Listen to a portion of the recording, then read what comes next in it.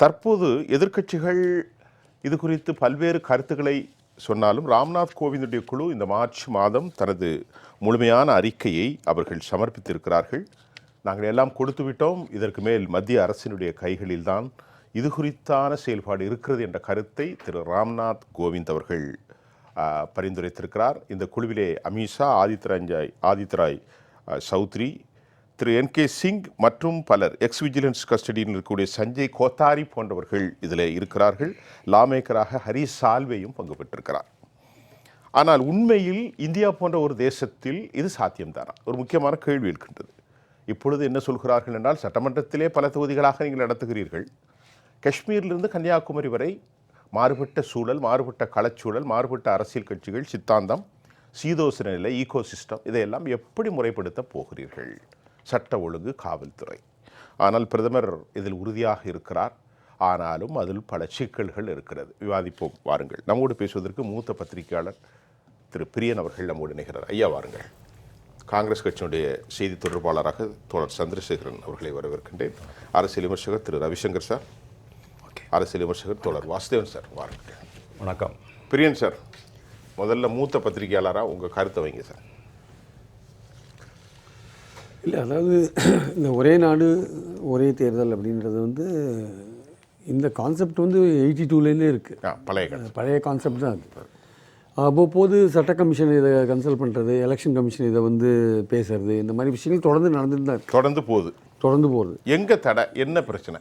இல்லை, அதாவது வந்து பிரச்சனை என்னென்னா வந்து ஒரு ஃபெடரல் செட்டப்பில் வந்து மக்களுடைய அந்த கருத்துக்கள், மாநில அரசை பற்றி ஒரு கருத்து இருக்கும், மத்திய அரசை பற்றி ஒரு கருத்து இருக்கும், அந்த ஓட்டு போடுற விதங்கள்லாம் வித்தியாசமாக இருக்கும். ஸோ ரெண்டுத்தையும் ஒன்றா வைக்கும்பொழுது ஒரு இன்ஃப்ளூயன்ஸ் வந்து கிரியேட் ஆகும்.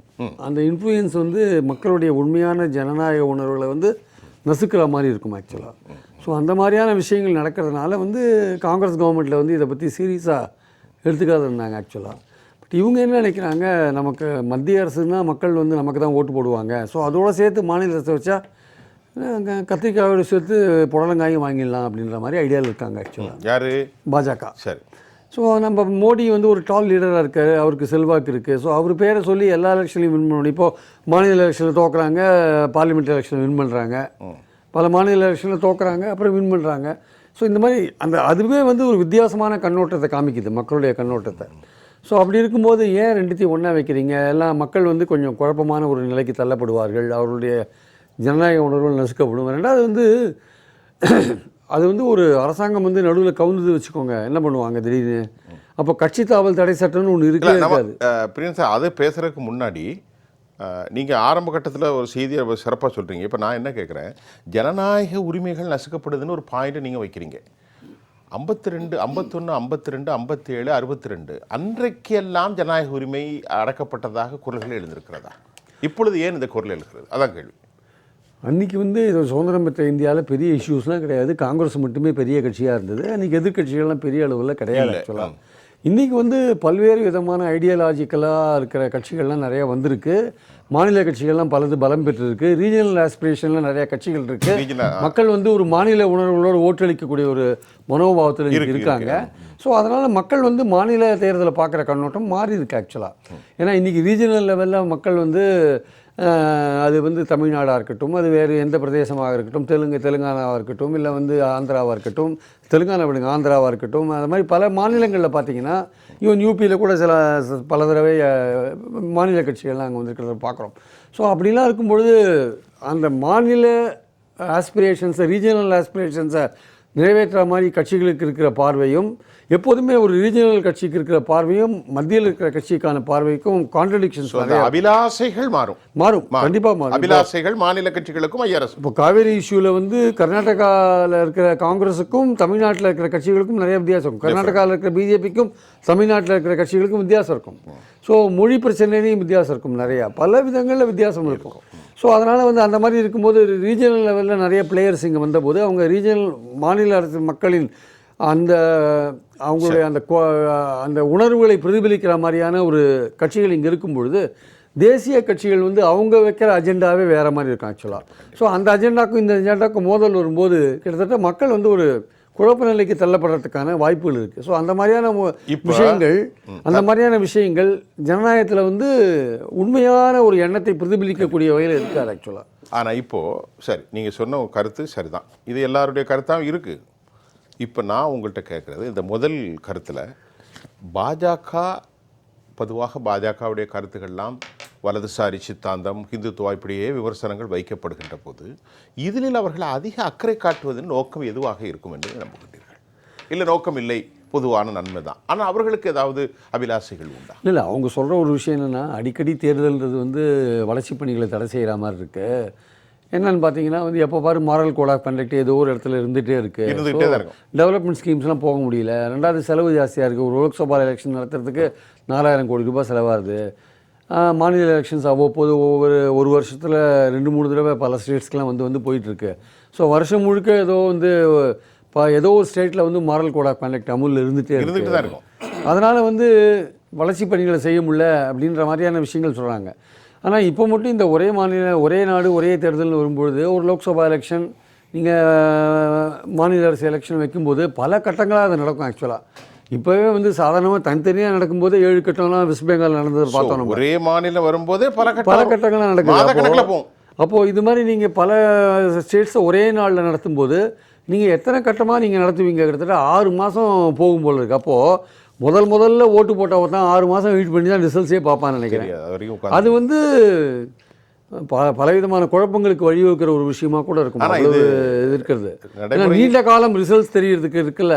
ஸோ அதோடைய வாக்கு அந்த ஏற்கனவே இவிஎம் பற்றின சந்தேகங்கள் நிறைய இருக்கிறப்போ இன்னும் நிச்சயமாக பிரச்சனைகள்லாம் நிறைய வரதுக்கான வாய்ப்புகள் இருக்குது. அதே மாதிரி ஒரு கட்சி நடுவில் கவுந்து வச்சுக்கோங்க ஆட்சி, அதோடைய பதவிக்காலம் வேறு குறைஞ்சிரும். அப்போ 5 வருஷம் உங்களை எலெக்ட் பண்ணதுக்கான இது என்ன இருக்குது ஆக்சுவலாக? இப்போ நீங்கள் முதல் கட்ட கருத்தாக நீங்கள் சொல்கிறது ரொம்ப முக்கியமான கருத்து, அதை நம்ம விசாரிக்க போகிறோம். அவங்களுடைய பாயிண்ட்ஸில் நீங்கள் சொன்ன முக்கியமான 2வது பாயிண்ட்டாக வருது, பேசுவோம் முதல் கட்டத்தில்.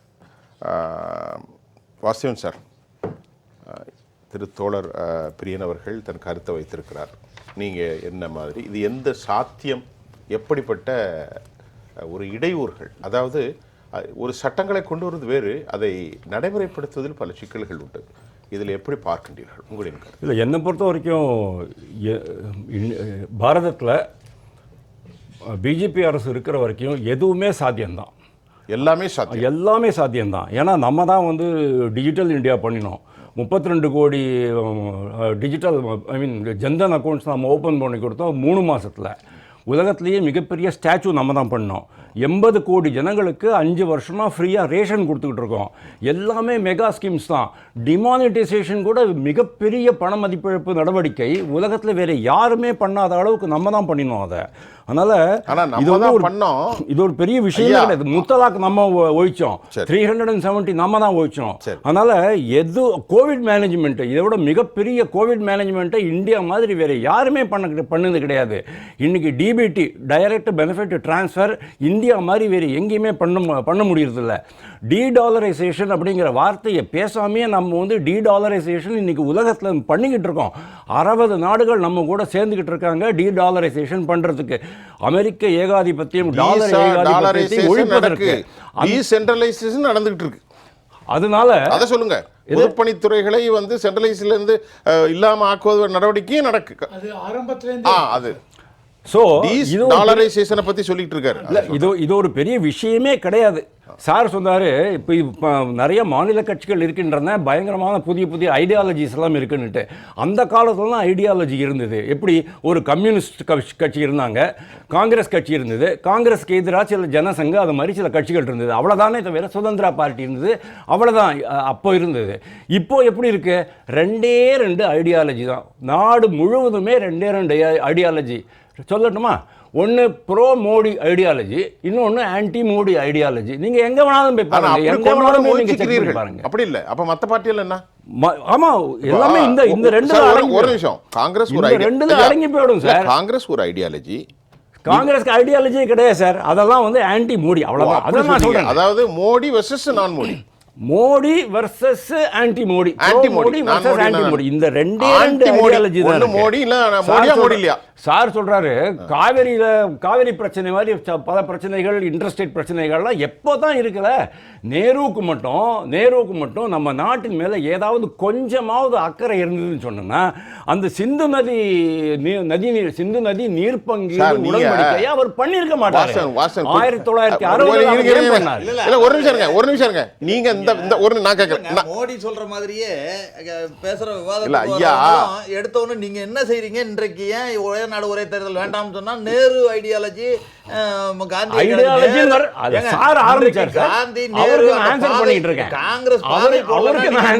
இந்த ஐடியாலஜியை நீங்க பேசவே முடியாது. பிரியன் சாருக்கு நான் ஆன்சர் பண்ணிட்டு இருக்கேன். அவர்களெல்லாம் எது ஐடியாலஜி கிடையாது. இங்கிலாந்துக்கு போகணும் அதெல்லாம் இருக்கட்டும். நீங்க சொல்ற கதையை பார்த்தா நான் மக்களுக்கு தெளிவுபடுத்துறோம். நம்ம எல்லாமே அழகா பேசணும். என்ன பாருங்க, 2014க்கு அப்புறம் தான் இந்தியாவே ஆரம்பிச்ச மாதிரியும், அதுக்கப்புறம் தான் கம்பெனிகள் உருவான மாதிரியும், அதுக்கப்புறம் தான் நீங்க அப்படிதான் சொன்னீங்க. நேர ஐடியாலஜி சரியில்லை, அது சரியில்லை, அது எல்லாமே மோசம் போச்சு. இப்பதான் வந்த பிறகு தான் ஐயா மோடி வந்த பிறகு தான் இந்தியா தேசம் உருவானதா? இல்ல நீங்க பேசுறது அப்படிதான் தெரியுது. அப்ப இது வரைக்கும் நாம இஸ்ரோல இருந்து, இந்தியன் ரயில்வேல இருந்து, காங்கிரஸ்காரங்க சிவில் சர்வீஸ். ஒரு நிமிஷம், ராகுல் காந்தி என்ன சொல்றாரு? 1947க்கு அப்புறம் தான் இந்தியா அப்படிங்கிறது இருந்தது அப்படிங்கிறாரு.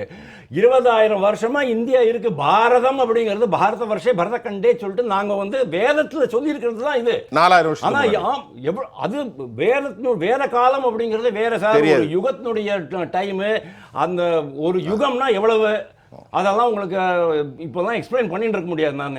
அதனால பட்டாம்பழைய ஒரு நாகரிகம் தான் இது. ஆனால் இவர் என்ன சொல்றாரு, இது 1947க்கு அப்புறம் தான் இந்தியா அப்படின்னு வந்துச்சு. ஆனால் 1763 ஈஸ்ட் இந்தியா கம்பெனின்னு போட்டிருக்கான். 1700 ஈஸ்ட் இந்தியா கம்பெனின்னு போட்டிருக்கான். அதனால ஐடியாலஜி பற்றியெல்லாம் ஒன்றும் சொல்லாதீங்க. நான் என்ன சொல்கிறேன், ஒரே நாடு ஒரே தேர்தல் வந்து தான் ஆகணும். இது காலத்தின் கட்டாயம். எப்படி 370 ரிமூவ் பண்ணணுமா இருந்ததோ, எப்படி முத்தலாக் ரிமூவ் பண்ணணுமா இருந்ததோ, அதே மாதிரி காலத்தின் கட்டாயமாக ஒன் நேஷன் ஒன் போல் அப்படிங்கிறது நம்மளுக்கு கண்டிப்பாக வரத்தான் போகுது. நடைமுறை சிக்கல்கள் இருக்கும். பாஸ் பண்ணுவீங்களா? 2/3 நீங்க பாஸ் பண்ணுவீங்களா? எல்லாம் பாஸ் பண்ணுவாங்க, பார்த்துக்கிட்டே இருங்க. பாருங்க, காங்கிரஸ் கட்சியின் செய்தி தொடர்பாளர் சந்திரசேகர் சார், இப்போ வாசிம் சார் என்ன சொல்றாங்க, நாம கேட்டோம், நீங்க இந்தியாங்கிறது இப்போதான் எல்லாம் நேருவை பற்றி அவங்க போகிறவரை எல்லாமே இந்தியாவில் காங்கிரஸ் கட்சியினுடைய கடந்த காலங்கள் சீரழிவை சந்தித்ததாக சொல்கிறார்கள். ஆகவே தான் நாங்கள் கொண்டு வந்தோம், ஆப்ரிகேட் பண்ணாங்க, பல விஷயங்கள் சொல்கிறாங்க. மோடியால் எல்லாம் சாத்தியம். அவர் சொன்ன ஸ்டேட்மெண்ட்டை தான் சொல்கிறேன். இல்லை, நீங்கள் அது கடந்த 2 ஆட்சி என்பது வேறு, மோடியுடைய 1, 2 வேற. இது 3.1ன்றது யூட்டர்ன் ஆட்சி. நீங்கள் என்ன எல்லாம் சாத்தியமாச்சு இவங்கள்ட்ட? இப்போ கொண்டு வந்ததை பாருங்கள், இந்த 100 நாளில் கொண்டு வந்தது என்ன சாத்தியமாச்சு? உங்களுக்கு இது வக்ஃப் போர்டு திருத்த சட்ட மசோதா இதுவரைக்கும் எங்க கொண்டு வந்தாங்க? நாடாளுமன்ற நிலைக்குழுக்கு அனுப்பி அது அவ்வளவுதான் பெண்டிங். ஏபிசில. ஆமா, அது மாதிரி பல திருத்தங்கள், எல்லாவற்றையும் எல்லா சட்டங்கள் கொண்டு வந்தது 3-4 சட்டங்களை அவங்க வாபஸ் வாங்கியிருக்காங்க, கிடப்பில் போட்டிருக்காங்க. அவங்களால செய்ய முடியாது. ஆனாலும் இப்ப எதுக்கு கொண்டு வராங்க அந்த ஒரே நாடு ஒரே தேர்தல்? ஏன் 10 வருஷத்துல அவங்களால அந்த முன்னெடுக்க முடியல அப்படின்னா, இப்பொழுது பல பிரச்சனைகள் அவங்க முன்னாடி இருக்கு. இன்றைக்கு விலைவாசி, வேலையில்லா திண்டாட்டம், இவர்களால் செய்ய முடியாதுன்றதும் தெரியும். இவர்களால் இதை கொண்டு வந்து இதை நிறைவேற்ற முடியாது என்பதும் தெரியும். இதனால அவங்க சொல்ற காரணம் என்ன சொல்றாங்க? 2-3 காரணங்கள், சொத்தை காரணங்கள். அதாவது செலவு அப்படிங்கிறது. செலவு என்பது சொத்தை காரணம் எப்படி சொல்ல முடியும்? செலவு இருக்கு இல்ல, அதைத்தான் நான் சொல்ல வர்றேன். இவிஎம் மிஷின், இப்ப நீங்க பாராளுமன்றத்துக்கும் சட்டமன்றத்துக்கும் தேர்தல் வைக்கிறீங்க, 2 இவிஎம் மிஷின் வைக்க போறீங்க. இப்ப இருப்பதை நீங்க என்ன செய்றீங்க? பாராளுமன்ற தேர்தல் முடிந்த பிறகு அது மறுபடியும் அதே மிஷினை தான் நீங்க சட்டமன்ற தேர்தலுக்கும் யூஸ் பண்றீங்க. இப்ப மறுபடியும் இன்னொரு இவிஎம் மிஷின் பை பண்ணணும். இது நானா சொல்லல, இதை கேட்டு அது எப்படி நடத்த போறாங்கன்னு இப்ப நம்ம பேச முடியாது. கற்பனையில இல்ல, செலவு அதைத்தானே சொல்றாங்க. கற்பனையில நம்ம சொல்ல முடியாது. இல்லங்க, ஒரே மிஷினை யூஸ் பண்ண போறாங்களா, வேற மிஷினை யூஸ் பண்ண போறாங்களா? ஒரே மிஷினை யூஸ் பண்ண முடியும். ரெண்டாவது, கரெக்ட், நீங்க ஒரு மிஷின் யூஸ் பண்ணதுக்கே அங்க வாக்கு எண்ணிக்கையில கோளாறு இருக்கு. நீங்க வெளியிட்ட வாக்குக்கும் கடைசியில வெளியான வாக்குக்கும் வித்தியாசம் இருக்கு. 2 கோடி வாக்குகள் இந்த இதுல வித்தியாசம் இருக்கு. ஆக அதுலயே சந்தேகம் இருக்கிறது. இவங்க எப்படி ஒரே மிஷினை யூஸ் பண்ண முடியாது? பண்ண முடியாது. ஆக 2 மிஷின் யூஸ் பண்ணணும். 2 மிஷின் இரட்டை செலவு தான். ரெண்டாவது, நீங்க செலவு என்பது ஜனநாயகத்தின் உச்சம் என்னன்னா தேர்தல் தான். அதை நிர்ணயிக்கிறதுக்கு நீங்க இன்னைக்கு தமிழ்நாடு சட்டமன்ற தேர்தலுக்கு தோராயமா கேட்டா 234 தொகுதிக்கு 250 கோடி அப்படிங்கிற மாதிரி சொல்றாங்க. ஒரு 5 ஆண்டுகளுக்கு ஒரு முறை தேர்தல் நடத்துறதுக்கு தோராயமாக 250 கோடி என்று கணக்கிடப்படுகிறது. இது ஒரு பெரிய தொகை அல்ல என்பதுதான் என்னுடைய கருத்து. இது ஒரு ஜனநாயகத்தை நிலைநிறுத்துவதற்கு, மக்களுடைய நம்பிக்கையை பெறுவதற்கு, ஒரு ஆட்சியை கொண்டு வருவதற்கு இந்த செலவு நீங்க பண்ண மாட்டீங்களா? நீங்க ஒரு எதையோ உடைஞ்சு போற சிலையை வைக்கிறதுக்கு 200 கோடி செலவு பண்றீங்க, 8 மாசத்துல உடையுது அது. அந்த சிலைக்கு 250 கோடி செலவு பண்றீங்க நீங்க. ஆனா இதுக்கு செலவு அவர் சாதனை சொல்றாரு. உலகின் மிகப்பெரிய சிலையை நாங்கள் நிறுவினோம், அதுதான் எல்லாத்தையும் டிமானிட்டைசேஷன் நாங்கள் கொண்டு வந்தோம். இவர்களுடைய கட்டமைப்புகள்லாம் உடைந்து போன கட்டமைப்புகள், உடைந்து நொறுங்கி கொண்டிருக்கிறது. இவர்களுடைய பிம்பமும் இவர்களுடைய பிம்பம் எல்லாம் மோடியோட பிம்பமே உடைஞ்சிட்டு இருக்கு இன்னைக்கு. அடுத்தது அவர்கள் வைத்த சிலை உடைகிறது, அவர் கட்டிய பாராளுமன்றம் ஒழுகுகிறது, கட்டிய கோவில் கருவறையில் ஒழுகுகிறது. வேற என்ன ஒழுகணும்? பாலம் விரிசல் கிடையாது. அது ஒரு சிறிய விவகாரம் கிடையாது. பாராளுமன்றம் ஒழுகுறது சிறிய விவகாரமா? என்ன நீங்க? நான் என்ன கேட்கிறேன், ஒரு சட்டத்தை நான் என்ன சொல்றேன், பார்லிமெண்ட்ல சில இடத்துல ஒழுகுது, ராமர் கோயில் கருவறை, இதெல்லாம் ஒரு நாட்டு மக்களுடைய பிரச்சனை. நான் என்ன சொல்றேன், ஒரு சட்டத்தை இப்போ டிமானிட்டைசேஷன் ஒரு பெரிய ரெவல்யூஷன். அதுல ரெவல்யூஷன் கொண்டு என்ன ஆச்சு? நீங்க மக்கள் தெருல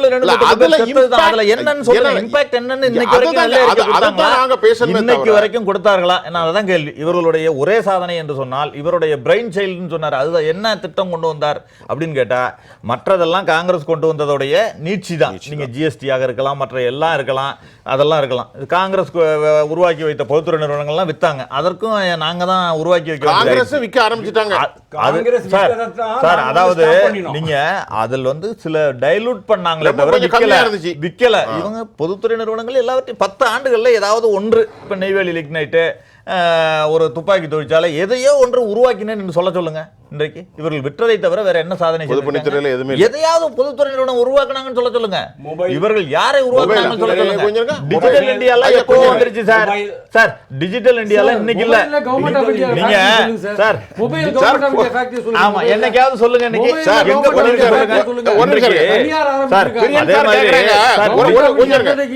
மாதிரி மாலா, பாரத் மாலா, எல்லா மாலாவும் ஏற்கனவே இருந்ததுதான் சார். எல்லாம் பேரராசர் மாட்டிருக்கீங்க. எல்லா மாலாவும்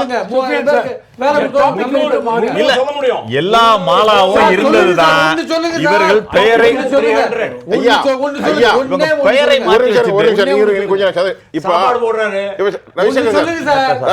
ஒரு பப்ளிக் செக்டார் ஒரு கம்பெனி சொல்லுங்க. பிரியன் சார் ஒரு மூத்த பத்திரிகையாளர். சாகர்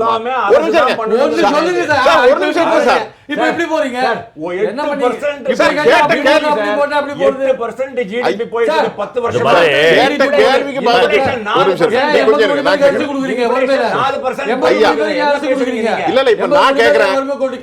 பண்ணீங்க? உங்க சார்பா நான் கேட்கிறேன். ஐயா எங்க பாருங்க, நான் உங்கள்ட்ட என்ன கேட்கிறேன் வாசியம் சார், சாகர்மாலா ஒரு திட்டம், அதுக்கும் ஒரு பொதுத்துறையை உருவாக்குறதுக்கும் நீ ஹிந்துஸ்தான் கொஞ்சம் இருக்கு. பொதுத்துறை தேவையே இல்ல சார். எதுக்கு பொதுத்துறை தேவையே இல்லை என்று அதான் கொண்டு வர்றாரு. இத சொல்றாரு.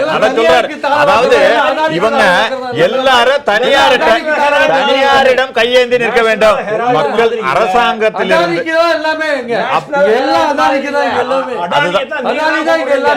காங்கிரஸும் கம்யூனிஸ்டும் ஒரே ஒரு கருத்து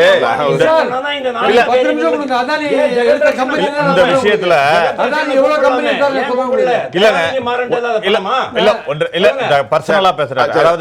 ஒரே ஒரு கருத்து, இந்த தேர்தல் சொல்லி ஒரே நாடு ஒரே தேர்தல் சம்பந்தமான ஒரு கருத்தை மட்டும் சொல்லிட்டாங்க. வாசன் சார் சொல்லிட்டாங்க எல்லாமே தனியார் மயம், பொதுத்துறை எதுக்கு தேவைன்னு கேக்குறாங்க. அது அவர்களுடைய கருத்து. அதாவது அதானி அம்பானிகளுக்காகத்தான் இந்த அரசு என்பதற்கு இவரும் சொல்றாரு. அதுதான் அதெல்லாம் தவறான கருத்தோட்டம் சொல்றாரு. நீங்க இந்தியால பொதுத்துறை நிறுவனங்கள் தான் மேஜரான வேலை வாய்ப்பை உருவாக்குனுச்சு. அதையெல்லாம் இன்னும் ஒரே ஒரு கருத்தை மட்டும் பதிவு பண்ணிடுறேன். 3 தேர்தல் என்பது ஏதோ மக்கள் திருவிழாவாக சென்று ஓட்டு போட்டுட்டு போறது மட்டும் கிடையாது. அகில இந்திய அளவில் ஒரு தேர்தல் நடக்கிறது என்றால் அதற்கான மனநிலை வேறு. தேர்தலை நிர்ணயிப்பது மாநில அளவிலான தேர்தல் என்பது வேறு. மாநில மக்கள் அவர்களுக்கான ஒரு தலைவரை, இங்கு உள்ள பிரச்சனைகள் என்பது வேறு. மூன்றாவது பஞ்சாயத்து, லோக்கல் பாடி என்பது வேறு. அங்கு குளம் வெட்டுறதும் இந்தியா அளவுல ஒரு வேற நிர்ணயம் செய்வதும் என்பது வேறு வேறு கருத்துக்கள் உள்ளது. இதை மூன்றையும் கிளப் பண்ணி ஒரே மாதிரி வைப்பது என்பது மக்களுடைய மனநிலைக்கு எதிரானது, ஜனநாயகத்துக்கே எதிரானது. அப்படிதான் ரவிசங்கர் சார் நீங்க வைங்க. சரி, நான் ஃபோக்கஸ் பண்ண போறது ஒரே நாடு ஒரே தேர்தல். சொல்லுங்க. ரைட். மற்றபடி இப்போ இந்த public sector, private sector, Adani, Ambani டெஃபினட்டாக பேசலாம், செப்பரேட் டிபேட். இப்போ பப்ளிக் செக்டர்லேயே மானிட்டைசேஷன் பாலிசின்னு காங்கிரஸ் பீரியட்லேயும் இருந்தது, இந்த இதுலேயும் இருந்தது. எந்தெந்த பப்ளிக் செக்டர் ப்ராப்பராக ஒர்க் பண்ணலையோ அதை வந்து டிஸ்இன்வெஸ்ட்மெண்ட், அதுலேருந்து கவர்மெண்ட்டுடைய இன்வெஸ்ட்மெண்ட்டை குறைக்கிறது, இது உண்டு. அது ஒரு தனி அது உண்டு. அதனால் அந்த டாபிக் பேசணும். அந்த டாபிக் இப்போ பேச வேண்டாம். ஓகே, இந்த ஒரே நாடு ஒரே தேர்தல் அதுதான் topic. I am going to focus on that. இதில் வந்து இப்போ முன்னாடி பேசும்போது சொன்னாங்க பிஜேபி இந்த ஒரே நாடு ஒரே தேர்தல் பாலிசியை புஷ் பண்ணுறதுக்கு காரணமே மக்கள் ஜெனரல் எலெக்ஷன், அசம்பிளி எலெக்ஷன் ரெண்டுத்துலேயும் பிஜேபிக்கு ஓட்டு போட்டுருவாங்க அப்படின்னு ஒரு இது இருக்குது, அதனால் கொண்டு வராங்க அப்படின்னு ஒன்று சொன்னார். டெமோக்ரஸி, ஜனநாயகம், இந்த ஒரே நாடு ஒரே தேர்தல் அதை புஷ் பண்ணுறதுனால ஜனநாயகம் அது வந்து மிதிக்கப்படுகிறது அப்படின்னு ஒன்று சொன்னார். என்னுடைய பாயிண்ட் இல்லை. தென் இந்த ஒரே நாடு ஒரே தேர்தல்னால மக்களுக்கு வந்து ஒரு கன்ஃபியூஷன் வந்துடும் அப்படின்னாங்க. என்னுடைய பாயிண்ட் அகைன் அதுக்கு இல்லைன்னு அர்த்தம். இல்லைன்னு சொல்கிறேன். ஏன்னா மக்கள் இன்னைக்கு நல்ல ஒரு விழிப்புணர்வு இருக்காங்க. பார்லிமெண்ட் எலெக்ஷன் முடியறது, அதுக்கப்புறத்தில் ஒரு வருஷத்தில் ஈவன் 8 மாதத்தில் அசம்பிளி எலெக்ஷன் நடந்தாலும் பார்லிமெண்ட்டுக்கு வேறு ஓட்டு போடுறாங்க, அசம்பிளிக்கு வேறு ஓட்டு போடுறாங்க. ஸோ மக்களை பொறுத்த வரைக்கும் ஒரு அவேர்னஸ் இருக்குது. அதனால் மக்களுக்கு ஒரு எந்த விதத்துலையும் ஒரு கன்ஃபியூஷன், குழப்பம் அப்படிங்கிறது கிடையாது. இப்போ அதாவது இந்தியாவுடைய அடிப்படை கான்ஸ்டிடியூஷன் லோக்சபாவுக்கு 83வது செக்ஷன் அடிப்படையிலும் அசம்பிளிக்கு 172 வந்து ரொம்ப வரம்புறப்படுத்துது. பாயிண்ட்க்கு நீங்க வரீங்க. இப்போ 2028 ஒரு அரசை வந்து நீங்க அதாவது ஒரே நாடு ஒரே தேர்தல் வரும்போது அன்றைக்கு தேர்ந்தெடுக்கப்பட்ட சில அரசுகள் 3 ஆண்டுகளிலே பதவி இழக்கக்கூடிய ஒரு விஷயம் இருக்கு. இது கான்ஸ்டிடியூஷனுடைய அடிப்படைக்கு எப்படி சாத்தியமாகும்? 5 மாசத்திலே பதவி இழக்க சான்ஸ் வாய்ப்பு இருக்கு. எதனால? எப்படி இப்போ 2023 எண்டில் ஓகே, இந்த ராஜஸ்தான், சத்தீஸ்கர், மத்திய பிரதேஷ், இந்த தெலுங்கானா அவங்கெல்லாம் நீங்க பார்த்தீங்கன்னு வச்சுங்க, 2029க்கு முன்னாடியே 2028 இதில் எலெக்ஷன் வரும், அசம்பிளி எலெக்ஷன். அதை முடித்த உடனே 2029 நீங்கள் சைமல்டேனியஸாக கொண்டு வர போறீங்கன்னா அந்த இவங்களெல்லாம் இதுவாயிடும், டிஸ்மிஸ் ஆகிடும், மறுபடியும் வேறு எலெக்ஷன். ஸோ இதில் வந்து நீங்கள் என்ன சொல்கிறேன் அப்படின்னா, இப்போ இதுக்கு உள்ளே கொண்டு வர போகிறது, இதை வந்து பிஜேபி கொண்டு வந்தாங்க அப்படின்னு சொல்கிறத விட ராம்நாத் கோவிந்த் அவங்க பேனல் ஃபார்ம் பண்ணாங்க. அந்த பேனலில் நான் சொல்லலை, பேப்பரில் போட்டிருக்கிறதான்னு சொல்கிறேன். அந்த பேனல் வந்து எல்லா பொலிட்டிக்கல் பார்ட்டிஸ் அவங்களுடைய வியூஸ் எல்லாம் கேட்குறாங்க. அதில் 32 பொலிட்டிக்கல் பார்ட்டிஸ் ஃபேவர் பண்ணிருக்காங்க இந்த one nation one election. 15 political parties வேண்டாம்னு சொல்றாங்க. ஆனால் இந்தியாவில் இந்த 32 விட இந்த 15 பொலிட்டிக்கல் பார்ட்டி அப்போஸ் பண்ணுறாங்க இல்லையா, அவங்க ஒரு பெரிய பார்ட்டி. காங்கிரஸ் 32 பொலிட்டிக்கல் பார்ட்டி யாரு உங்களுக்கு தெரியுமா? சொல்ல முடியுமா? 32 பார்ட்டிகள்ல வந்து நம்ம என்னங்கிற இந்த 15 பொலிட்டிக்கல் கோவிந்தனா அல்ல, அந்த அறிக்கையில் என்ன சொல்லியிருக்கிறாங்க, நீங்க சொன்ன மாதிரி 47 பொலிட்டிக்கல் பார்ட்டில 32 பேர் அக்செப்ட் பண்ணியிருக்கிறாங்க. கிட்டத்தட்ட 21,558 பேர்கிட்ட கருத்து கேட்டதுல 80% ஓகே சொல்லியிருக்கிறாங்க. அது மட்டும் அல்லாமல் அதை இன்னைக்கு கார்கே ஆப்போஸ் பண்ணிருக்காரு. 18,629 பக்கங்கள் கொண்டதை சொல்லிவிட்டு, ஐயா நான் எல்லாம் கொடுத்துட்டேன், யாரு நம்ம ராம்நாத் கோவிந்த், முடிவுகள் இனி மத்திய அரசு கையிலே அப்படிங்கிற வார்த்தையும் அதுல மென்ஷன் பண்ணிருக்காரு. அது நான் டிராஃப்ட் என்கிட்ட இல்ல, ஆனா எனக்கு தெரிஞ்ச அளவுக்கு உங்கள்ட்ட இருக்கா இருந்தா சரி. I accept it. சோ இந்த எலெக்ஷன் இவங்க கொடுத்திருக்காங்க ரெக்கமெண்டேஷன். இந்த ரெக்கமெண்டேஷனை கவர்மெண்ட் ஆஃப் இந்தியா இன்னைக்கு அவங்க முந்தானத்தை வச்சு பாஸ் பண்ணிட்டாங்க. கவர்மெண்ட் கேபினெட் ஓகே சொல்லியிருக்காங்க. இந்த வின்டர் செஷன் ஆஃப் பார்லிமெண்ட்ல கொண்டு வர போறாங்க. பில்லு பாஸ் பண்ணும்போது என்ன எல்லாருக்கும் தெரியும், 5 கான்ஸ்டிடியூஷனல் அமெண்ட்மெண்ட் பண்ணணும். Article 83 and 85. இது வந்து அந்த பார்லிமெண்ட் இதில் அவங்களுடைய டியூரேஷன், அதை பற்றி எவ்வளோ வருஷம் இருக்கலாம் அதில் அமெண்ட்மெண்ட் பண்ணணும். ஆர்டிகல் 172, 174 ஸ்டேட் அசம்பிளிஸ் அவங்களுடைய டியூரேஷன், அதுக்கு அமெண்ட்மெண்ட் பண்ணணும். 5வது அமெண்ட்மெண்ட் ஆர்டிகல் 356 அதை யூஸ் பண்ணி தான் கவர்மெண்ட்டில் இன்வோக் பண்ணி தான் எந்த கவர்மெண்ட் ப்ராப்பராக பர்ஃபார்ம் பண்ணலையோ, எங்கே லா அண்ட் ஆர்டர் ப்ராப்ளம் இருக்கோ அதை வந்து டிஸ்மிஸ் பண்ணுறாங்க. இதில் வந்து நம்ம பார்த்தீங்கன்னா ஆரம்பத்தில் இந்த ப்ராப்ளம் வந்தது எப்போன்னு பார்த்தீங்கன்னா 1959 ஃபஸ்ட்டு வந்து Kerala government under NMS Namboodiripad அவர் கீழே இருக்கும்பொழுது Dissolve பண்ணாங்க. ஆர்டிகல் 356 யூஸ் பண்ணி டிஸ்மிஸ் அது 93 பொம்மை கேஸ்ல இருந்து எல்லாம் மௌனியா போயிட்டு எல்லாம் மௌனியா போயிட்டாங்க. ஓகே இப்போ அதுக்கப்புறம் பார்த்தீங்கன்னு வச்சுங்க டியூ டு டிஃபெக்ஷன்ஸ் இந்த பார்ட்டிலையும் அங்கே ஓடுறது இங்கே ஓடுறது இதில் வந்து நிறையா பார்ட்டிஸ் இப்போ மகாராஷ்டிரா எடுத்துட்டிங்கன்னா மகாராஷ்டிராவில் ஒரு இது வந்தது தென் டிஃப்ரெண்ட் இது ராஜஸ்தான் ஆகட்டும் மத்திய பிரதேஷ் ஆகட்டும் இங்கெல்லாம் இருக்குது பட் இதனால் கவர்மெண்ட் கவுந்தது இப்போ என்ன இந்த ஒன் நேஷன் ஒன் போல் இதை பொறுத்த வரைக்கும் சார் இன்னைக்கு 2029 பார்லிமெண்ட் வரப்போகிற எலெக்ஷன் அந்த எலெக்ஷனோட அசம்பிளி எலெக்ஷன் சேர்த்து வைக்கணும் அப்படின்னும் என்ன சொல்கிறாங்க எல்லா அசம்பிளியும் 3 வருஷம் இருந்தால் மீதி 2 வருஷம் போயிடுத்தா பரவாயில்ல அவங்களுக்கும் எலெக்ஷன் நடுவுலையே 2029 ஜனநாயகத்துல மக்களுக்கு 5 வருஷம் சார் மக்கள் இல்ல என்ன பரவாயில்ல எதுக்காக ஓட்டு 5 வருஷம் தான் ஓட்டு போடுறோம் சார் என்ன பரவாயில்ல பரவாயில்லைங்க சார் நீங்க உணர்வு இப்படி கொண்டு வர கூடாது ஆக்சுவலா சார் பரவாயில்லை அதைத்தான் கேட்டேன். இல்ல, நான் என்ன போற போக்குல பரவாயில்ல சொல்லிட்டு போறீங்க சார் பரவாயில்லை என்ன சார் நீங்க நீங்க தான் சொல்றீங்க சார், நான் you are killing the people's I am not killing the people. Absolutely, I am not killing the people.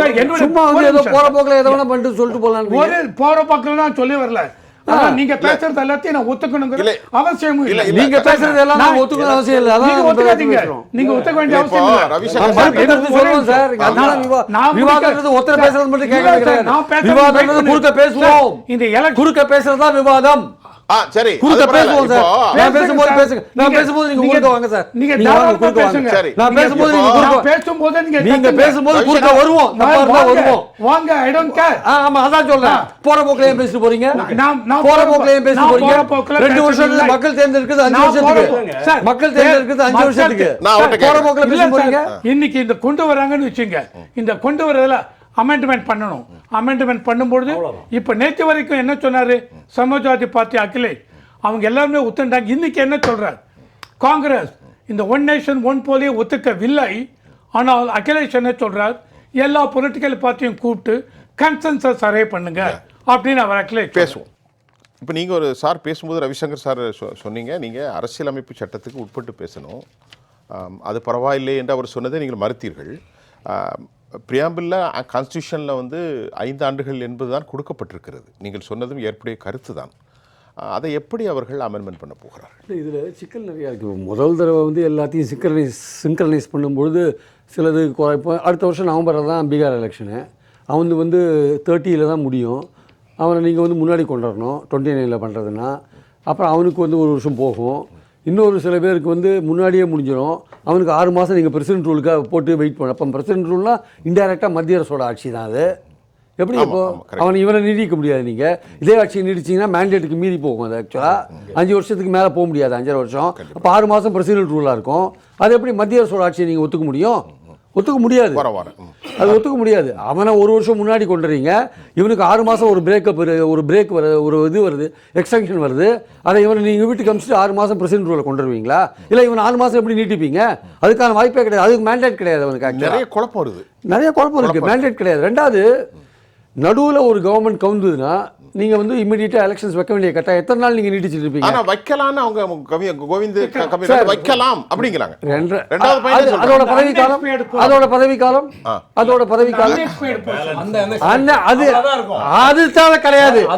அதுதான் கிடையாது. அதுதான் ஜனநாயகத்துக்கு மீறிய ஒரு விஷயம். அது ஒத்துக்க முடியாது சார். சொல்லுங்க சார் பிரியன் சார். அதாவது இப்போ கோவிந்த் வந்து அப்படி ஒருவேளை அவர்களுக்கு மெஜாரிட்டி இல்லாமல் டிசால்வ் ஆனா மறுபடியும் எலெக்ஷன் கண்டெஸ்ட் பண்ணலாம்ங்கறாங்க. அப்ப அது எப்படி சரி பண்ண போறீங்க? மீதி இருக்கிற பீரியடுக்கு நீங்க ஏன் சார் வைக்கிறீங்க? அவனுக்கு 5 வருஷம் கொடுக்கணும் சார். அவனுக்கு அப்படி இல்ல சார். அப்படி இல்ல நீங்க ஏன் சொல்றீங்க எங்களுக்கு 5 வருஷம் எங்களுடைய பதவி காலம் நீங்க யார் சார் குறைக்கிறதுக்கு? அதை ஒத்துக்க முடியாது. அதை ஒத்துக்க முடியாது. அதனால தான் எதிர்க்கிறோம். அதனால எதிர்க்கிறோம். நடுவுக்கு ஆட்சிக்கு வந்தா நீங்க அப்ப கடைசி 6 மாசத்துக்குள்ள ஆட்சிக்கு வந்தா 6 மாதம் வந்தா நான் பதவி காலம் எலெக்ஷனே வைக்க மாட்டீங்களா? கடைசி 1 வருஷத்துக்குள்ள ஆட்சிக்கு வருது எலெக்ஷனே வைக்க மாட்டீங்களா? அப்ப எல்லாம் பாதி நேரம் பாதி ஸ்டேட் மத்திய அரசோட பிரசிடென்ட் கண்ட்ரோல் இருக்குமா? இல்ல அதுதான் கேக்குறேன். அதுதான் ஆபத்து. அதுதான் ஆபத்து. என்டையர் திங் அப்படியே எடுத்து போறதுக்கு பாக்குறாங்க சார். என்டையர் இந்த மாதிரி பல மாநிலங்கள்ல பல நேரங்கள்ல இந்த மாதிரி விஷயங்கள் நடக்கும். அப்ப அந்த அன்எக்ஸ்பயர்டு போர்ஷன் இந்த மாதிரி விஷயங்கள் இருக்குல்ல. இல்ல இல்ல இல்ல இருந்தா தான் நடக்கும். இந்திரா காந்தி இருந்தா தான் நடக்கும். நீங்க தனிப்பட்ட முறையில் இந்த பேசுறீங்க. last அவங்க 10 நான் years அங்க வந்து Now இஷ்யூ she's no பேசுறோம். more. நீங்க தனிப்பட்ட நபரை பத்தி பேசுறீங்க. அது வேற விவகாரம். அதுக்கு அதான் தனி சொல்றேன், இப்ப கிடையாது. இங்க பாருங்க, இந்திரா காந்தி காலம் நாங்க போயிடுச்சு மோடியை பத்தி சார். பேசுவோம். எந்த ஆட்சியும் அப்புறம் கவிழாது. மோடியை பத்தி பேசுவோம். எந்த ஆட்சியும் கவிழாது. கண்ணாபி தான் பேசுவோம் மோடியை பத்தி. நீங்க மோடி பத்தி நான் இந்த அந்த விவாதம் இது கிடையாது.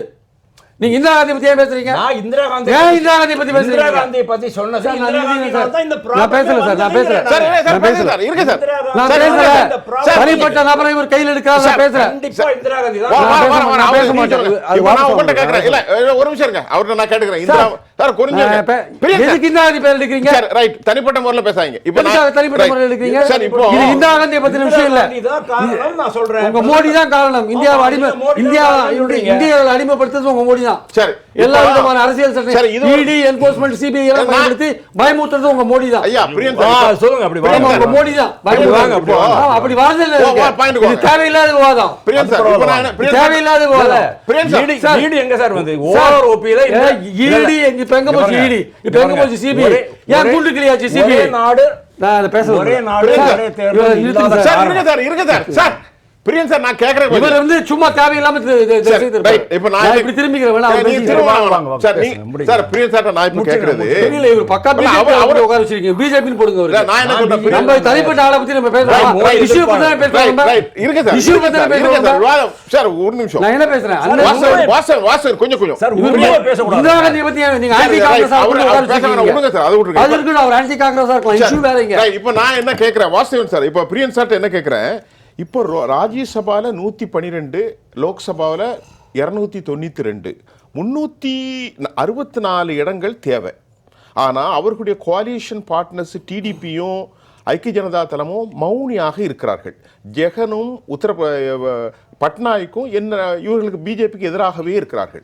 அப்ப எப்படி சாத்தியம் வரும்? இந்த அடிப்படையை நீங்க பேசுங்க. மற்றது இந்திரா காந்தியை பத்தி பேசுற எடுத்துக்கிடும். அவங்க எப்படி வந்து இது எப்படி சாத்தியப்படும்? ராஜ்யசபாலையும் லோக்சபாலையும் எப்படி வந்து அவங்க மெஜாரிட்டி 2/3, ஏன்னா அது கான்ஸ்டியூஷன் அமெண்ட்மெண்ட் 2/3 கண்டிப்பா தேவை. பாதி ஸ்டேட்ஸ் வந்து இது ராட்டிஃபை வேற பண்ண வேண்டியிருக்கு. ஸோ அதனால வந்து இது எப்படி அவங்க கொண்டு போறாங்க நமக்கு தெரியாது. இதோட சாத்தியங்கள் தெரியாது. இது வந்து நடைமுறையில் வந்து இது வந்து மத்திய அரசுக்கு நேரடியாக மாநிலங்களை ஆளுவதற்கான வாய்ப்புகளை நிறைய கொடுக்கிற ஒரு விஷயமா இருக்கும். அதான் ஆரம்பம். ஏன்னா பல்வேறு கிட்டத்தட்ட 30 ஸ்டேட்ஸ் அண்ட் யூனியன் டெரிட்டரிஸ் இருக்கிற இடத்துல வந்து வெவ்வேறு காலகட்டத்தில் கவர்மெண்ட்லாம் கவரும் பொழுது அந்த அன்எக்ஸ்பயர்டு போர்ஷனுக்கு அது ஒரு கேப்பெல்லாம் வரும்பொழுது பல மாநிலங்களில் பல்வேறு சமயங்களில் பார்க்கும்போது மத்திய அரசுடைய ரூல் அங்கே வந்துட்டு இருக்கோம். அது எந்த விதத்தில் அதை நம்ம ஏற்றுக்க முடியும் சார்? எந்த விதமான ஒரு மக்களுடைய மேண்டேட் இல்லாமல் மத்திய அரசு நேரடியாக ரூல் பண்ணுறது எப்படி இருக்கும்? இன்னைக்கு யூனியன் டெரிட்டரிங்கிற பேரில் மத்திய அரசு லெப்டினன்ட் கவர்னர் மூலமாக ரூல் பண்ணிட்டு இருக்காங்க இல்லையா? அந்த மாதிரி இந்த மாதிரி அன்எக்ஸ்பயர்ட் போர்ஷன் வரும்போது ஒரு இடத்துல ஆட்சியை கவுத்துட்டு அந்த இடத்துல வந்து மத்திய அரசு நேரடியாக வரும். நான் இன்னைக்கு பிஜேபி இருக்கு, நாளைக்கு இன்னொரு கட்சி வரும் சார். நான் எந்த கட்சியாக இருந்தாலும் சொல்கிறேன். நான் பிஜேபிக்காக சொல்லலை. பிஜேபினால நாளைக்கு காங்கிரஸ் வருது, இல்லை வேற ஒரு கட்சி வருது, XRY, அடுத்த 100 வருஷத்தில் எந்த கட்சி வருதுன்னு சொல்ல முடியாது. நம்ம பாயிண்ட் என்னன்னா, இந்த மாதிரியான விஷயங்கள் மாநிலங்களில் ஓட்டு போடுற மக்களுடைய அந்த ஆஸ்பிரேஷன்ஸ் இருக்குல்ல, அதுக்கு நேர் எதிரானது.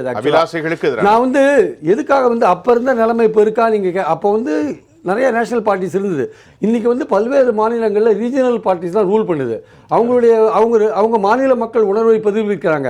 நேஷனல் பார்ட்டிஸ்க்கு நிச்சயமா மாநில மக்களுடைய உணர்வை பற்றி கவலையே கிடையாது. அவங்க வேற விதமான அஜெண்டாவோட ஒர்க் பண்ணுவாங்க. அதனால தான் சொல்றேன், இந்த மாதிரி விஷயங்கள் வந்து மக்களுடைய ஜனநாயக உணர்வுகளை நசுக்கிற மாதிரியா இருக்குன்றதான் என்னுடைய கருத்து. சொல்லுங்க சார், இப்போ சொல்லுங்க. நீ சந்திரசேகர் சார் ஃப்ரீயா சொல்லுங்க. இல்லை சார், நான் 2 விஷயத்தில் கிளாரிஃபை பண்ண. சந்திரசேகர் சார்ல Vasudevan sir, sorry, Ravishankar sir சொன்னது வந்து எதெல்லாம் அன்எக்ஸ்பெக்டட் பீரியடாக இருக்கோ அதெல்லாம் அந்த ஒரு பொது தேர்தல் ஒரு வருஷம் நியமிச்சாச்சு, ஒரு வருடம் ஒரு மாதம் நியமிச்சாச்சு சொன்னால் அந்த ரிமைனிங் பீரியடுக்கு மட்டும் தான் நடக்கும்.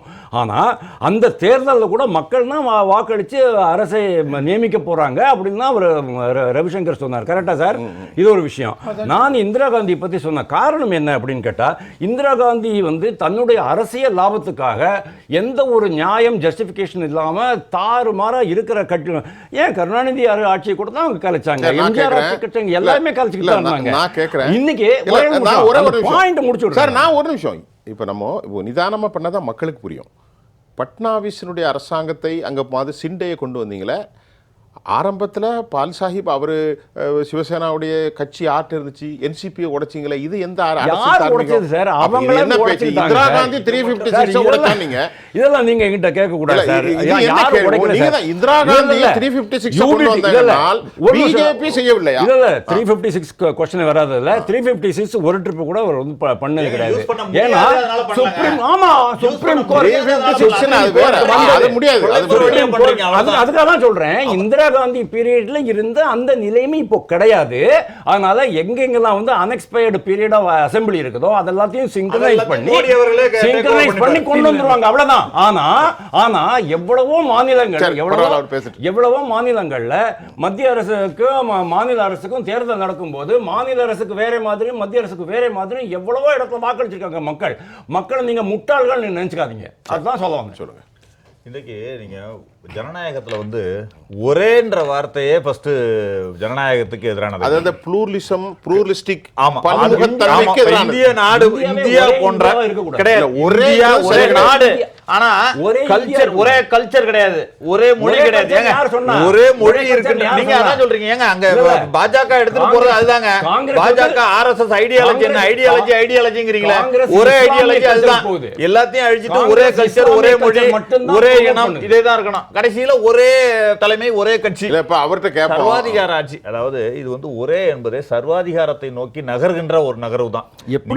ஒரே மொழி இருக்கின்ற ஒரே மொழி தாங்க. தெலுங்கானா, ஆந்திரா ஏங்க தனியா பிரியுது? ஏன்னா அந்த ஒரு மாநிலத்துல கூட ஒரு பகுதி புறக்கணிக்கப்படுகிறதுன்றது அந்த மாநிலத்துல உள்ள எழுச்சியை கொண்டு அந்த மாநிலம் பிரிக்கப்படுது. ஜார்க்கண்ட், பீகார் ஏன் உத்தராஞ்சல், உத்தரப்பிரதேசம் ஏன் பிரியுது? அதே மொழிதான், ரெண்டு அங்கேயே ஒரே இடத்துல ஹிந்தி தான். ஆனாலும் பிரிகிறது ஏன்? அங்க உள்ள கலாச்சாரம் மாறுபடுது. அங்க உள்ள மக்கள் புறக்கணிக்கப்படுகிறார்கள் நினைக்கிறாங்க. எங்களை புறக்கணிக்கிறீங்க, அதனால எங்களுக்கு தனி மாநிலம் வேணும்னு உரிமை. அதுதான் பிரியன் சார் சொல்லிட்டு இருந்தார். அதாவது அப்பொழுது இருந்த சுதந்திரம் அடைந்த காலத்துல இருந்த நிலைமை வேறு. இப்பொழுது அந்த மாநில உரிமை, மாநிலங்கள் சில விஷயங்கள் எங்களுக்கு வந்து உரிமைகள் வேண்டும், எங்களுக்கான திட்டங்கள் வேண்டும். இப்ப இன்னைக்கு நாம சொல்றோம்ல, பாஜக ஆளாத மாநிலங்களுக்கெல்லாம் புறக்கணிக்கப்படுகின்றன ஆதாரத்தோட சொல்லிட்டு இருக்கோம். இன்னைக்கு தமிழ்நாடு எந்த இதுல புறக்கணிக்கப்படுகிறது?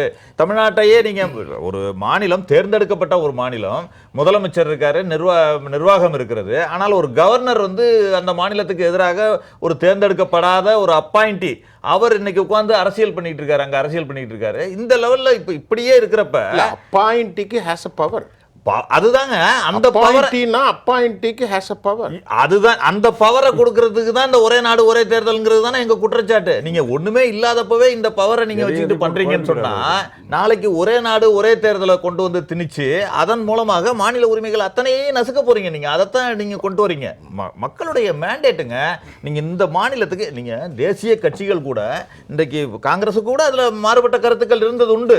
ஆனால் இன்றைக்கெல்லாம் தேசிய கட்சிகளுக்கு கூட ஒரு மாநில பார்வை வந்திருக்கிறது. ஏன்னா இந்த மாநிலத்தில் ஜெயிக்கணும்னா இந்த மாநில உணர்வுகளை நம்ம மதிக்கணும், இந்த மாநிலத்தை சேர்ந்த சில விஷயங்களை நம்ம எடுத்துட்டு போனாதான் வெற்றி பெற முடியுங்கிற கட்டத்துக்கு தேசிய கட்சிகளும் வந்திருக்கின்றன. அதனால தான் இன்னைக்கு இந்த காவிரி இஷ்யூல கூட கர்நாடகா காங்கிரஸ் ஒரு நிலைப்பாடை எடுத்தால் கூட தமிழக காங்கிரஸ் என்பது தமிழ்நாட்டு நலனை சார்ந்து எடுக்கிறோம். எதனால? இந்த மாநிலத்தில் நம்ம வெற்றி பெறணும்னா இந்த மாநில மக்களுடைய உணர்வுகளுக்காக நம்ம செயல்படணுங்கிறது தான். ஆனா இந்த ஒரே நாடு ஒரே தேர்தல்னு எடுத்துட்டு போறப்ப இந்திய அளவுல ஒரு பிரச்சனை தான் முன்னெடுத்தப்படும். தவிர என்னன்னா, நீங்க இந்தியா தேர்தல்னு வர்றப்ப என்ன பண்ணுவீங்க? காஷ்மீர் எல்லை பிரச்சனை, சீனா பிரச்சனை, மற்ற இந்தியா முழுக்க உள்ள பிரச்சனைகள் பேசப்படும். இன்றைக்கு தமிழ்நாடுன்னு தனியா தேர்தல் நடத்தும் பொழுது தமிழ்நாட்டினுடைய பிரச்சனைகள் முன்னெடுத்து செல்லப்படும். அப்பதான் தமிழ்நாட்டு மக்களுடைய உணர்வு மதிக்கப்படும். அதைத்தான் நாங்க சொல்ல வர்றோம். இன்றைக்கு மக்களுடைய உணர்வுகள் மதிக்கப்பட வேண்டும். இன்னைக்கு US மாதிரி ஒரு தேர்தல் நடைமுறையோ அல்லது வேறு ஒரு நாட்டின் நடைமுறையோ இங்கு ஒத்து வராது. இங்க இருக்கிற ஜனநாயகத்தோட அழகே வந்து நீங்க தேர்தல் நடத்தி முடிச்சு வெற்றி பெறுறது, தோல்வி அடைகிறது கிடையாது. இவ்வளவு மாநிலங்கள், இவ்வளவு கலாச்சாரம், இவ்வளவு மொழி இருந்தும் நீங்கள் தேர்தலை இப்படி நடத்தி முடிக்கிறீங்களேன்றதுதான் உலகமே ஆச்சரியப்படுது. நமக்கு டிஃபரண்டான கலாச்சாரம் இருந்தாலும் வேற்றுமையில் ஒற்றுமை, அதுதாங்க இந்தியாவுடைய சிறப்பு. நீங்க எல்லாத்தையும் நீங்க ஒன்றுபடுத்தி நீங்க பண்ணணும்னு நினைச்சீங்கன்னா அது வெற்றி பெறாது. உங்களுடைய நோக்கம் வெற்றி பெறாது. நீங்க உங்களுடைய நோக்கம் வந்து ஜனநாயகத்தை சிதைப்பது. ஒற்றை கட்சி, ஒற்றை ஆட்சி, ஒற்றை தலைமை, கடைசியில சர்வாதிகாரத்தை நோக்கி செல்கின்ற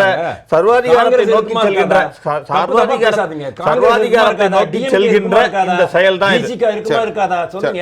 நம்ம இடைவேளைக்கு அப்புறம் பேசுவோம். ரவிசங்கர் சார், இப்போ நிதானமான பதில். இப்போ நம்ம வந்து எப்படி எழுதுறோம்? இந்தியா வந்து ஒரு பன்முக தேசம். கலாச்சாரம், பண்பாடு, உடை, அப்புறமா சடங்குகள், மத நம்பிக்கை, மதத்துக்குள்ளே கோடிக்கணக்கான நம்பிக்கைகள். கண்டிப்பா இப்படிப்பட்ட ஒரு தேசத்தில் இந்த ஒரே நாடு ஒரே தேர்தல் சாத்தியமாங்கிற கேள்வியை வச்சுட்டு பிஜேபி செய்த ஒவ்வொன்றுக்கும் சில உட்கூறுகள் இருக்கிறது. 370 ஆப்ரிகேட் பண்ணாங்க, right. 371A, 371 B, C, D, H வரைக்கும் எல்லா ஸ்டேட்லையுமே ஐ வரைக்கும் இருக்கு. ஐ வரைக்கும் இருக்குது. அதை வந்து மற்ற ஸ்டேட்டுக்கெல்லாம் ஸ்பெஷல் ப்ரிவிலேஜ் இருக்குது, எக்ஸப்ட் காஷ்மீர். அதை விட்டுருவோம். அது நம்ம நீண்ட யோகாத்து போனால் சிஏயில் ப்ரொசிக்யூஷன் அப்படிங்கிற வார்த்தை பண்ணாங்க. மைனாரிட்டி பீப்புள் ப்ரொசிக்யூட் பண்ணப்படுறாங்க. 3 ஸ்டேட்ஸ் தான் சொன்னாங்க, பாகிஸ்தான், பங்களாதேஷ், ஆப்கானிஸ்தான் மற்றும் இலங்கை. இலங்கை விட்டுருங்க, இலங்கையில் ப்ராசிக்யூஷன் இல்லை, ஆனால் இலங்கையில் உள்ள மக்களுக்கு கொடுக்கல. அப்போ இதுக்கு ஒரு உள்ளார்ந்த சொல்லணும். அப்போ இந்த மாதிரி விவகாரங்கள் எல்லாம் பிஜேபி மீது வைக்கப்படுகிற ஒரு குற்றச்சாட்டில் இதே போன்று ஒரு கல்ச்சர் மோனோதிசத்தை மேலோங்குவதற்காக அவர்கள் முயற்சி எடுக்கிறார்கள் என்று நான் சந்தேகப்படுவதற்கு ஒரு நெறியாளராக எனக்கு ஒரு கேள்வி. அதை நீங்கள் மறுக்கலாம், இல்லை அப்படி இல்லை என்று சொல்லலாம். அதாவது இன்னைக்கு இதை ராம்நாத் கோவிந்த் அவங்க பேனல் ரெக்கமெண்டேஷன் பண்ணிருக்காங்க சார். ஓகேவா? அவங்க என்ன சொல்கிறாங்க, இவ்வளோ பொலிட்டிக்கல் பார்ட்டி இவங்ககிட்டலாம் பேசியிருக்கேன், இவ்வளோ பேருக்கிட்டையும் வாங்கியிருக்கேன், அதை வச்சு ரெக்கமெண்டேஷன் ஒன்று கொடுத்துருக்காங்க sir. 1 nation 1 poll, you can go ahead அப்படின்னு சொல்கிறாங்க. அவ்வளோதான். ஓகேவா? இது வந்து போன வருஷமே முடிஞ்சிருது. 2023 நான் என்ன சொல்றேன், ஃபண்டமெண்டல் நான் சொல்றது நான் fundamental. இப்போ நான் அதுக்கு வரேன். ஒரு சட்டமும் ஒரு பார்வையும் ஃபண்டமெண்டலின் மக்களுடைய சார், இன்ஹெரிட்டன்ஸ், அங்க attitude of the people. Sir, அந்த ஆட்டிடியூடு தான் வரேன் சார். இந்த ராம்நாத் கோவிந்த் 2023 இதை கொடுத்தாச்சு சார், சப்மிட் பண்ணியாச்சு. அப்பயே இவங்க 303 இருந்தாங்க, மெஜாரிட்டி இருக்கு, 2/3 மெஜாரிட்டியும் வித் அலையன்ஸ் பார்ட்டி கொண்டு வர முடியும். இன்னைக்கு லோக்சபாவில் 2/3 பார்ட்டி மெஜாரிட்டி வேணும்னா 363 வேணும். 64 362 இப்ப 60. ரைட், அதெல்லாம் பரவாயில்ல. ராஜ்யசபாவில் 2/3 மெஜாரிட்டி வேணும்னா 163 வேணும். இன்னைக்கு 2024 எலெக்ஷனுக்கு அப்புறம் அது ரொம்ப டஃப்பாக இருக்கு. ஆனால் யாருக்கு டஃபா இருக்கு? பிஜேபிக்கு, என்டிஏ பிஜேபி வருவது சிரமமாக இருக்கிறது. வருவதில், அதாவது இதை வந்து இம்ப்ளிமெண்ட் பண்றது, constitution amendment. Right. 5 constitution amendment முன்னாடியே சொல்லிட்டேன் ஃபர்ஸ்ட் ரவுண்ட்ல என்னென்ன பண்ணணும்னு. 2/3 மெஜாரிட்டி இதை முடிஞ்சு 100 டேஸுக்குள்ள சிவிக் எலெக்ஷன்ஸ் எல்லா ஸ்டேட்லையும் லோக்கல் பாடிக்கு பண்ணணும். அதுக்கு மட்டும் என்னன்னா 2/3 மெஜாரிட்டியில் பார்லிமெண்ட்லையும் பாஸ் பண்ணணும், ப்ளஸ் அந்தந்த அசம்பிளியில் அவங்க ராட்டிஃபை பண்ணணும். 14 assembly, half of the assembly, இன்னைக்கு 28 ஸ்டேட் இருக்கு, 14 ஸ்டேட் அசம்பிளிஸில் ராட்டிஃபை பண்ணணும் அந்த அமெண்ட்மெண்ட்டு. ஓகேவா? இதை 2023 ராம்நாத் கோவிந்த் அவங்க சப்மிட் பண்ணியாச்சு. மோடி அவர்களுக்கு இன்டென்ஷன், தவறான ஒரு இன்டென்ஷன் இருந்திருந்தால் அன்னைக்கு இவங்க 2/3 மெஜாரிட்டி கம்ஃபர்டபுளாக இதை பாஸ் பண்ணியிருக்க முடியும். ஆனால் அன்னைக்கு பாஸ் பண்ணவில்லை. ஓகேவா? ஸோ எனக்கு தெரிஞ்சு இதில் வந்து ஒரு இந்த இன்டென்ஷன்லாம் இருக்காங்க. இப்போ நம்ம என்ன சொல்றோம், இது ஒரு சட்டம் என்றால் மனிதர், அதாவது மக்களுக்கு இல்லாத சட்டம் ஒன்று இல்லை, மக்களுடைய ஆஸ்பிரேஷன் ஆஃப் ரீஜனல் பார்ட்டிஸ், அது ரொம்ப முக்கியம். கண்டிப்பாக இந்த நாடு constructed based on aspiration of regionalism. இது ஒரு collective regionism, is so call federalism. Exactly. Federal இல்லாம சென்ட்ரல் இல்லை. கண்டிப்பா மாநிலங்கள் வளர்ச்சி இல்லாமல் மத்திய வளர்ச்சி எங்கே வேண்டும்? அப்ப அதை நாங்க கவனிக்கணும். ரெண்டாவது, டெமோக்ரஸி, பைண்டிங் டெமோக்ரஸினுடைய சாவரின் நேஷன்ல ஃபண்டமெண்டலாக இருக்கக்கூடிய சில உரிமைகள் கான்ஸ்டிடியூஷன்ல, அதை மாற்றாமல் நாங்கள் செய்ய வேண்டும். நான் உங்கள்கிட்ட கேட்ட கேள்வி இந்த புளூரலிசம் சொன்னேன், இதற்கெல்லாம் நீங்கள் சரியான பதிலே இல்லை. நீங்கள் ராம்நாத் கோவிந்த் விவகாரத்தை மட்டும் சொன்னீர்கள். பதில் இல்லை, நீங்க சொல்லுங்க. இப்ப சிஏஏ பத்தி பேசணுமா? சொல்லுங்க. அது தொடர்ந்து பேச வேண்டியதில்லை. ஆனா நீங்கள் என்ன சொல்லுகின்றீர்கள், ராம்நாத் கோவிந்தினுடைய இந்த பரிந்துரை மட்டுமே எடுத்துக்கொள்ளப்படுது. நோ, ராம்நாத் கோவிந்த் கொடுத்திருக்கார். இன்னைக்கு இவங்களுக்கு 293 தான் இருக்கு லோக்சபால. 363 வேணும்னால் இன்னொரு 70 சீட் வரணும், 70 வரணும். அது எப்படி கொண்டு வர போறாங்க?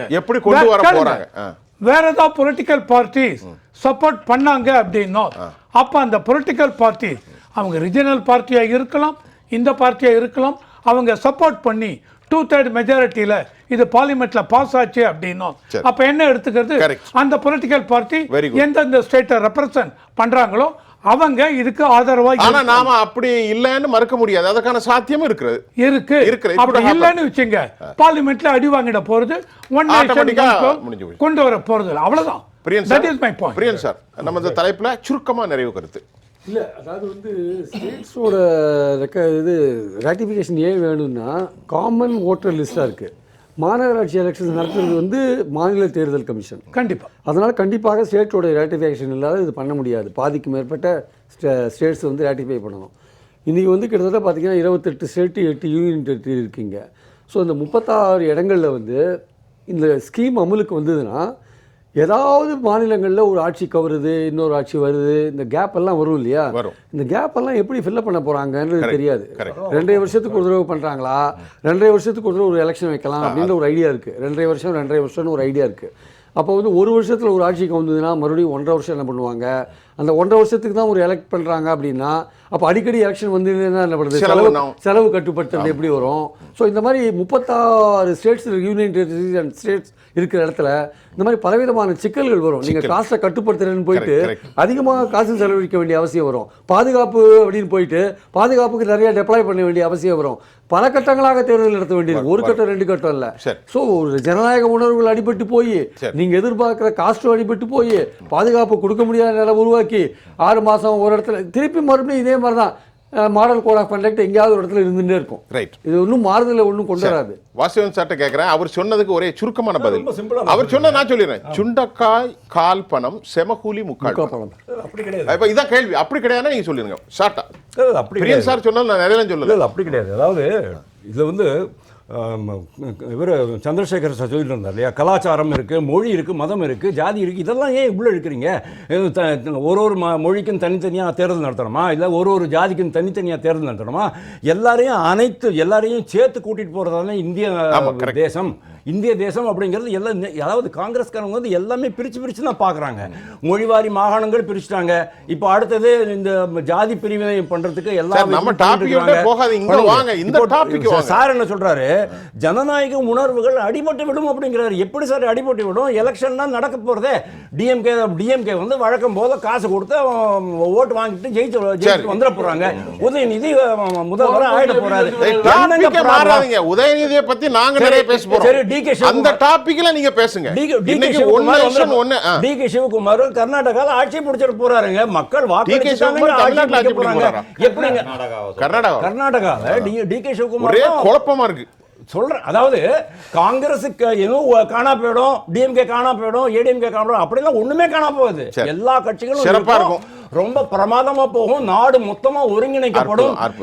மொழிவாரி, ஜாதிவாரி, மதவாரி, நேஷனல் இன்டகிரேஷன். ஆமா, அதுல எந்த ப்ராப்ளம் இல்ல. இவர்களுக்கு உள்நோக்கம் இல்லை என்று சொன்னால் இப்போ வந்து 4 மாநிலங்களுக்கு தேர்தல் நடத்தணுங்க. 4 மகாராஷ்டிராவோடு தேர்தல் நடத்தப்பட வேண்டும். ஏன் மகாராஷ்டிராவுக்கு மட்டும் நடத்தப்படவில்லை என்ற காரணத்தை தெரிந்து கொண்டாலே நீங்க தெரியும் இவங்களுடைய உள்நோக்கம். ஏன்னா அங்க கூட்டணி இன்னும் செட் ஆகல இவங்களுக்கு. பாஜக இப்ப லேட் பண்றாங்க, நடத்தாதன்னு தப்பான செய்தி சொல்றாங்க. ஒரு மாசம் தாமதிக்கிறதுன்னு சொல்லுங்க. எதற்காக நடத்தப்படலன்னு சொன்னா தப்பாயிரும். தாமதிக்கிறாங்க. ஏன் தாமதம்? அது சொல்லுங்க. ஏன் தாமதம் என்று சொன்னா அவர்கள் அங்க கூட்டணி அவர்களுக்கு பாஜகவுக்கு செட் ஆகல, அதனால மகாராஷ்டிராவுக்கு தள்ளி வைக்கிறாங்க. சரி, நீங்க தான் கூட்டணியில முடிவு பண்ணிட்டீங்களா? உத்தவ் தாக்கரே தான் அமைதியாயிட்டாரு. நாங்க தயாராக இருக்கிறோம். யார் முதலமைச்சர்? யார் முதலமைச்சர்? முதலமைச்சர் சொல்லி நிக்கிறது இல்லையே. காங்கிரஸ் கட்சியோ அல்லது எங்கள் கூட்டணியோ முதலமைச்சரை சொல்லி, உத்தவா, என்சிபியா, காங்கிரஸா முதலமைச்சரை சொல்லி நிற்பதில்லை என்பது எங்களுடைய காங்கிரஸ் கட்சியோட ரூல். நாங்க நிக்கிறோம். ஆனா இன்னைக்கு காஷ்மீர்ல 90 தொகுதியே 3 கட்டமா நடத்துறீங்க. காரணம் கேட்டாக்க எங்களுக்கு அங்க பாதுகாப்பு டிப்ளாய் பண்ண வேண்டியிருக்குன்னு சொல்றீங்க. அப்படி என்றால் 543 தொகுதிக்கு நீங்க பாதுகாப்பு எப்படி பண்ணுவீங்க? அது தவிர அந்த 4126 எம்எல்ஏ தொகுதிக்கு நடத்தணும் நீங்க. இந்தியா முழுக்க, இந்தியா ஃபுல்லா 4126 எம்எல்ஏ, 543 எம்பிக்களுக்கும் நீங்க எப்படி பாதுகாப்பு டிப்ளாய் பண்ணுவீங்க ஒரே நேரத்துல? அதுல ஒரு இடத்துல வெள்ளம் இருக்கும், ஒரு இடத்துல மழை பெய்யும், ஒரு இடத்துல வெயில் இருக்கும். அதெல்லாம் பேச வேண்டியிருக்கு. இது எல்லாமே ஆமா, இது எல்லாத்தையும் பார்க்காம நீங்க எப்படி பண்ண முடியும்? ஒரே சுருக்கம், ஒரே ஒரு நிமிஷம் இல்ல. இவர் இப்போ சார் சொன்னார் இல்லையா, 543 4156 அசம்பிளி எப்படி பண்ண முடியும்? கண்டிப்பா காம்ப்ளெக்சிட்டிஸ் இன்வால்வ். அதுல எந்த விதத்திலும் எனக்கு மாற்று கருத்து கிடையாது. Complexities involve. இதை வந்து கவர்மெண்ட் பில்ல பாஸ் பண்ண போறாங்க. பார்லிமெண்ட்ல வச்சு பண்ணி முடிச்சதுக்கு அப்புறம் இந்த காம்ப்ளெக்சிட்டிஸ் how to address அது அவங்க பார்க்க வேண்டும். how to addressங்கிறது பொறுப்பு அவங்க கையில இருக்கு. அத how to addressங்கிறத மென்ஷன் பண்ணிட்டாரு யாரு? ராம்நாத் கோவிந்த். நான் put a all suggestion government must consider regarding இது சம்பந்தமா பேசணும்னு சொல்லிட்டாங்க. இவர் சொன்னதுல எனக்கு மாற்று கருத்து காம்ப்ளெக்சிட்டிஸ் ஆர் தேர். அதுல எனக்கு மாற்று அந்த கருத்து காம்ப்ளெக்சிட்டிஸை எப்படி அவங்க ரெடி பண்ண போறாங்க அதை தான் பார்க்கணும் நம்ம. நேர்களே, இன்றைக்கு நம்ம ஒரே நாடு ஒரே தேர்தல் காலத்தின் கட்டாயமா அரசியல் சாசன மாற்றத்திற்காக நம்ம நிறைய பேசியிருக்கிறோம். பல்வேறு சட்டங்கள் வரப்போகிறது. அந்த சட்டங்களின் குறித்து விவாதங்களும் ஜனநாயக அடிப்படையில் இருக்கும். அதான் நம்முடைய முடிவான கருத்து. இந்த நிகழ்ச்சியை மோடு கலந்து கொண்ட தோழர் பிரியன் மூத்த பத்திரிகையாளர் அவர்களுக்கு நான் நன்றியை தெரிவித்துக் கொள்கிறேன். ஐயா ரவிசங்கர், மரியாதைக்குரிய சந்திரசேகர் மற்றும் வாசுதேவன், உங்கள் அனைவருக்கும் நான் உளப்பூர்வமாக நன்றியை தெரிவித்துக் கொள்கிறேன். மீண்டும் மற்றொரு களத்தில் நான் உங்களை சந்திக்கின்றேன். அதுவரை உங்கள் அனைவரிடமிருந்தும் நான் உங்கள் சுஃபியான் ஜெயா பிளஸ் தொலைக்காட்சிக்காக மீண்டும் நாளை சந்திப்போம்.